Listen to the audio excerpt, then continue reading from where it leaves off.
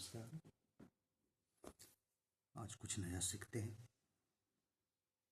जैसा कि चार्ट हम लोग देख रहे हैं, निफ्टी 50 का लगा हुआ है, जो हायर हाई हायर लो करते हुए ऊपर की ओर ट्रेवल कर रही है।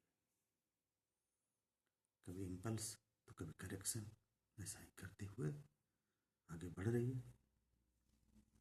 लेकिन किसी किसी दिन देखने को मिलता है कि लग रहा है कि अब निफ्टी क्रैश हो जाएगी, लेकिन ऐसा होता नहीं दिखता है। आप अगर मंथली चार्ट देखेंगे तो कहीं गिरावट नहीं। जैसा कि ड्रा किया हुआ है, ये मोटी लाइन, ये impulse correction, impulse correction, impulse, ये मंथली का इम्पल्स आगे की ओर बढ़ रही है। अगर इसकी को वीकली में हम देखते हैं,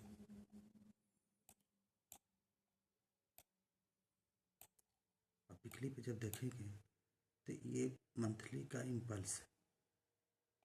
इसमें वीकली अगर ड्रा करेंगे तो इस प्रकार का पाथ बनेगा। Higher high higher low, higher high higher low करते हुए जा रही।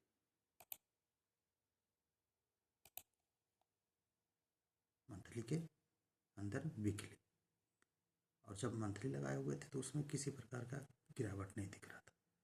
लेकिन आप वीकली में जब देखते हैं तो इस प्रकार के करेक्शन और इम्पल्स, ये वीकली का इम्पल्स, ये करेक्शन, इम्पल्स करेक्शन, इम्पल्स पुनः करेक्शन, फिर इम्पल्स।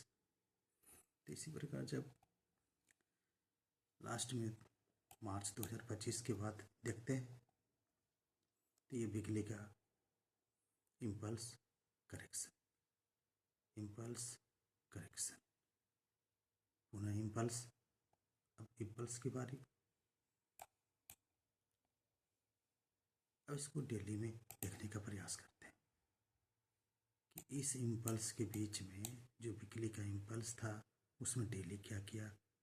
डेली पुनः higher high, impulse correction, impulse correction, impulse पुनः करेक्शन, फिर उसके बाद इक्वल हाई करके नीचे चलाया करेक्शन फेज में।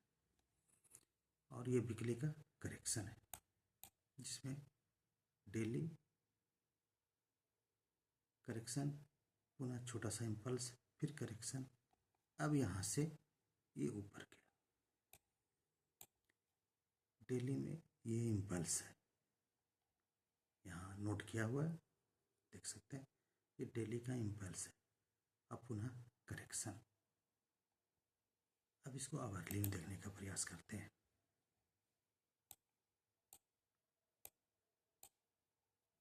तो इसमें क्या दिख रहा है कि ये जो डेली का था उसमें आवरली इस प्रकार से चल रहा है।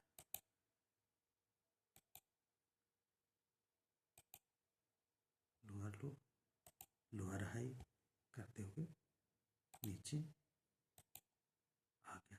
फिर उसके बाद इसको ब्रेक किया, पिछला हाई को ब्रेक करके पुनः एक लो बनाया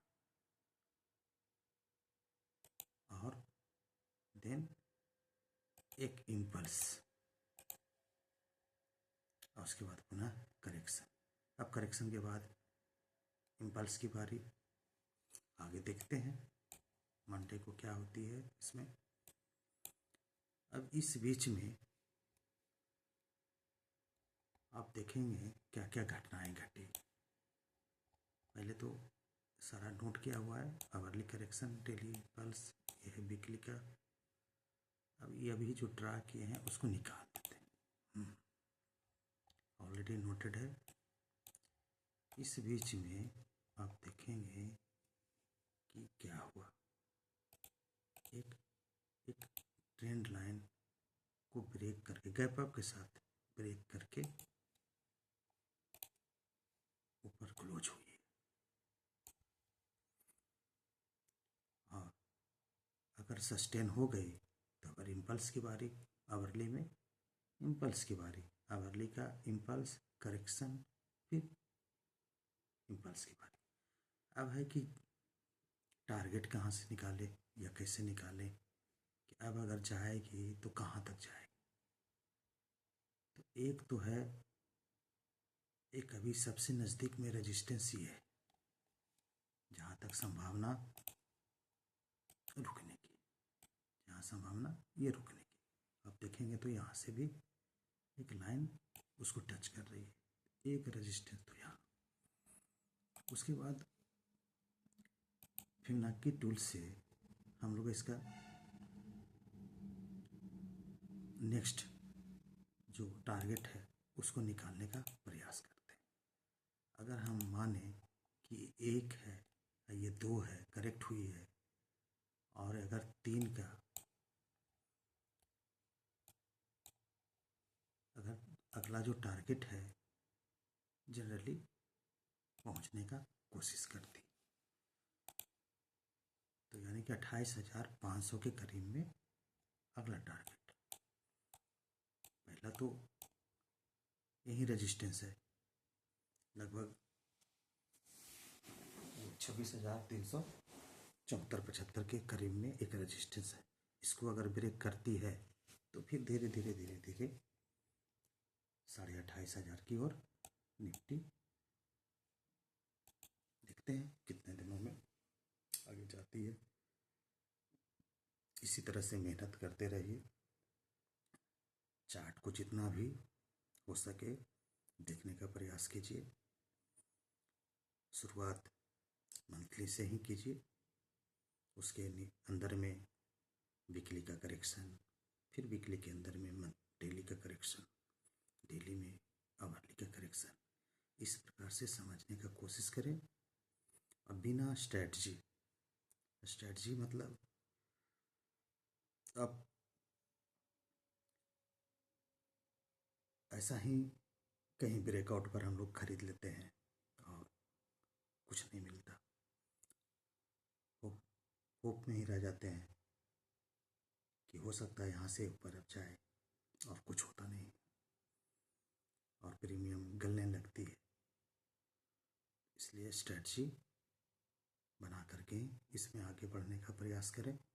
धन्यवाद।